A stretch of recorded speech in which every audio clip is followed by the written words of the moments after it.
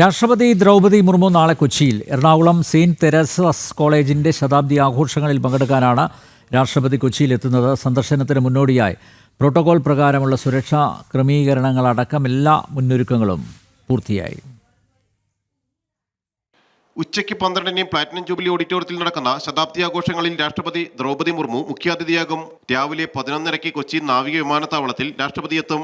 Saint Teresa's കോളേജിലെ ചടങ്ങിന് ശേഷം മടങ്ങും. ചടങ്ങിലേക്ക് ക്ഷണിക്കപ്പെട്ട 1632 പേർക്കാണ് പ്രവേശനമുള്ളത്.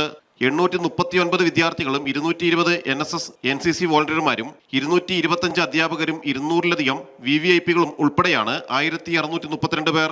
രാഷ്ട്രപതിക്കുള്ള സ്നേഹോപഹാരമായി ഒഡീഷയുടെ പാരമ്പര്യ കലാരൂപമായ പട്ടചിത്ര, ഗുജറാത്തിലെ സുരേന്ദ്രനഗറിൽ നിന്നുള്ള ലോകപ്രശസ്തമായ പട്ടോള വസ്ത്രം, ബാഗ് ബക്കർ എന്ന പുരാതന ഇന്ത്യൻ കായിക വിനോദം എന്നിവയാണ് തയ്യാറാക്കിയിരിക്കുന്നത്. കൊച്ചി രാജ്യത്തെ ആദ്യത്തെ വനിതാ കലാലയമായി 1925-ൽ Carmelite sisters of Saint Teresa സന്യാസിനി സമൂഹം സ്ഥാപിച്ച സെന്റ് തെരേസസ് കോളേജ് ഉന്നത വിദ്യാഭ്യാസ രംഗത്ത് വലിയ മുന്നേറ്റം നടത്തിയിരുന്നു.